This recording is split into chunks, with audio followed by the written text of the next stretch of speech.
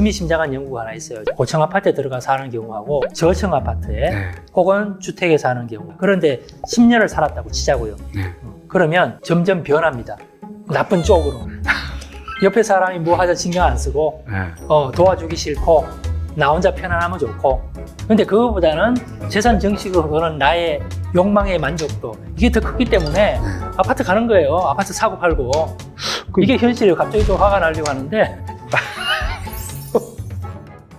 네, 지난번에 이제 서촌, 북촌, 삼청동 뭐 이렇게 쭉 다녀봤는데 정가머니 느낌 친숙하다 그런 게 되게 좋았거든요.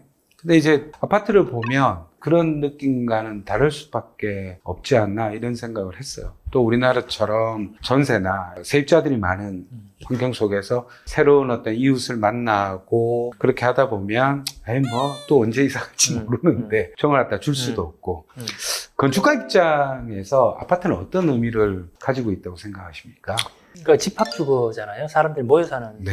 데고 집의 한 종류인 거죠. 그러니까 아파트의 장점은 또 이제 쉽게 말씀하신 것처럼 이동할 수 있다는 거, 그리고 편리하다는 거, 뭐 보안이 크게 신경 쓸 필요 없이 안전하다는 거. 그 부분도 큰 것 같아요. 예, 이런 것들이 있는 것 같아요. 근데 그 부분은 사실은 왜곡된 면이 있다고 봅니다. 뭐냐면 우리나라가 주택 그러면 일단 춥고 방범도 잘 안 되고 시끄럽고 예를 들면 과거에 그런 이제 좋지 않은 면도 있었지만 지금 우리나라에 최근에 지어지는 주택단지들 보면 굉장히 쾌적합니다. 쾌적하고 보안도 뭐 다 CCTV가 길을 다 있고 그리고 단열도 굉장히 좋아졌고 하기 때문에 네.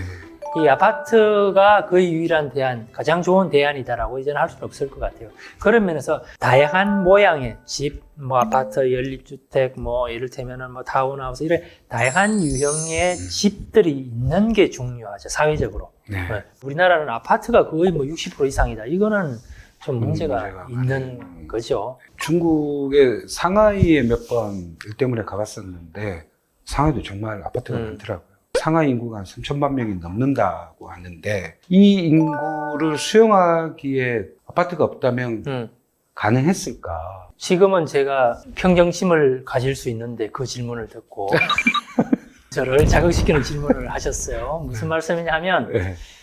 우리나라는 땅이 좋기 때문에 고층으로 지어야 된다. 그런 말씀들을 많이 하시잖아요. 네.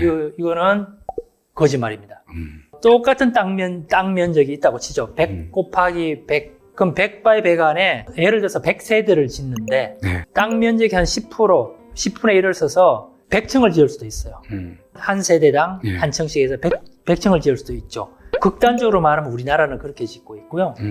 유럽은 대부분의 나라에서 100층이 있으면 그거를 잘라서 폭에서 100m의 변두리를 따라서 깔고 또 그 위에 5층으로 올리고 이를테면 그렇게 해서 짓는 방식의 차이지 들어가는 세대수는 똑같아요. 그래서 많은 분들이 오해하는 게 우리나라가 보통 20층이에요. 땅에다가 10세대를 깔고 20층을 지으면 굳이 말하자면 200세대가 되는 거죠.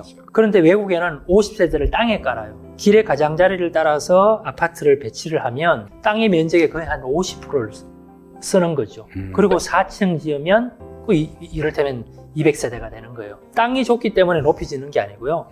짓는 방식의 차이입니다. 저는 여기서 굉장한, 제가 아까 흥분한다고 이야기했잖아요. 굉장한 왜곡이 발생한 거예요. 뭐냐 하면 고층 아파트를 지어요. 만나지 않게끔 시선이 교류하지 않게끔 네. 이렇게 방향을 틀어놔요. 그 프라이버시를 지켜주게 만들어요. 그런데 외국에는 그렇지 않습니다. 발코니를 서로 마주보게 하고요. 사람들이 마당을 공유하게 하고요. 중정형 이야기했죠. 그런 식으로 해서 집합주거, 모여 사는 거에 있어서 중요한 것들이 뭔지를 지켜가면서 짓는 거죠. 의미심장한 연구가 하나 있어요. 예를 들어서 박 교수님이 사람이 일단 좋잖아요.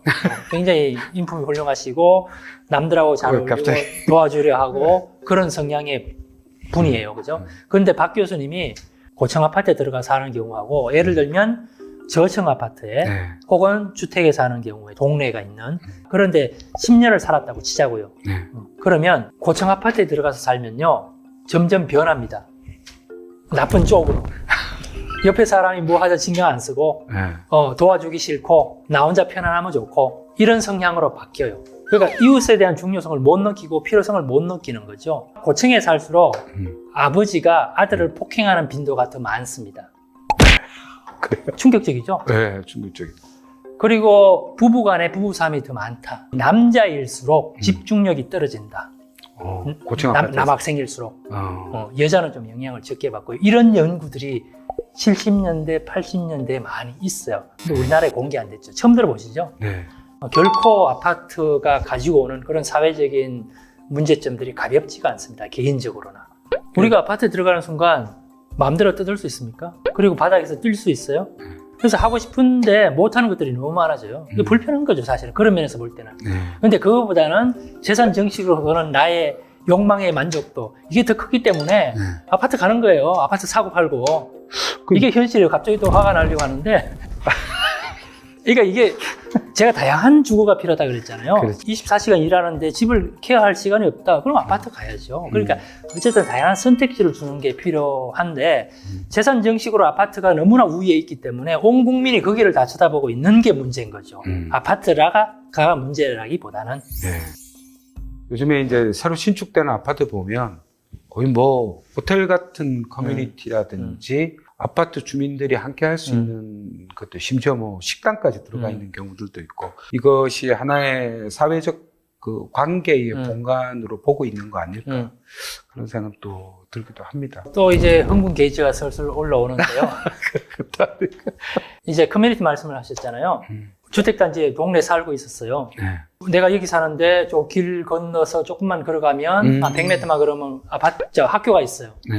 근데 어느 날 갑자기 우리 집과 학교 사이에 아파트 단지가 들어서요. 한 200세대 되는 집들이 없어지고 거기에 아파트 가서, 그리고 철장이 켜지고 그다음에 카드키로 가진 사람 주민들만 들어갈 수 있어요. 어느 날 갑자기 내가 학교 가는 5분도 안 걸리는 길이 없어졌어요. 이런 식으로 우리나라 도시들이 계속 울타리가 쳐지는 큰 섬들이 만들어져요. 우리가 도시의 섬을 계속 만들고 있고 그 섬에는 갈 수 없다. 아파트 단지 안에 요즘 밥 주는 이제 서비스까지 하고 호텔처럼 뭐 있다고 그러더라고요. 수영장도 있어요. 거기 살면 나는 밖에 나올 필요가 없는 거예요. 동네 밖으로. 울타리가 막 계속 만들어지는 거예요. 그게 진짜 그 주변과 다 포용해서 받아들이는 공간인지, 없죠. 아니면 주민들만을 위한 공간인지. 그리고 아파트는 거의 소득 수준이 비슷한 사람들끼리 되게 이제 구분지어서 사는 데 있잖아요. 그러니까 영어로 이걸 이제 gated community라 그럽니다. 네. 그래서 gated community가 사회적으로 보면 마이너스입니다. 사회 전체로 보면. 그 안에 있는 사람들끼리는 뭐 나쁘지 않겠죠. 커뮤니티 좋을 수 있죠. 그렇지만 이 사회가 지탱하려면, 그리고 인간으로서 사회에 살아가려면 이 게이티드 커뮤니티는 더 해악적이라는 게 이미 뭐 학술적으로 다 증명된 바죠. 교수님의 분노에 예, 조금 이제 말하고 나니까 조금은 이제 가라앉는.